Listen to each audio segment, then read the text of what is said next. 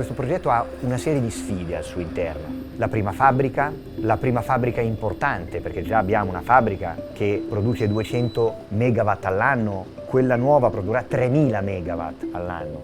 L'Enel affronta questa prima sfida anche con un'organizzazione diversa. Abbiamo ingaggiato un'impresa importante che è mobilitata già da marzo in cantiere con project manager, project controller, safety supervisor, supervisori tecnici presenti in campo tutto il giorno, che controllano l'ingegneria, controllano il lavoro in cantiere, soprattutto controllano la sicurezza.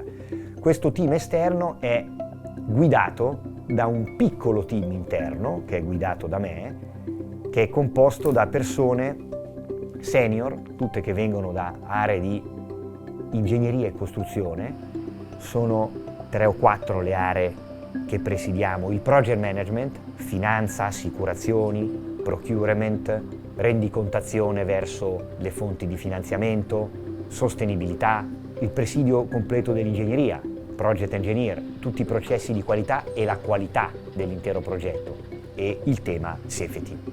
È un team motivato, è un team flessibile perché le difficoltà e le novità sono quotidiane, però siamo tutti mossi da questa curiosità verso la transizione energetica. Sappiamo che ogni giorno che ci mettiamo dietro le spalle ci avviciniamo alla produzione del primo pannello.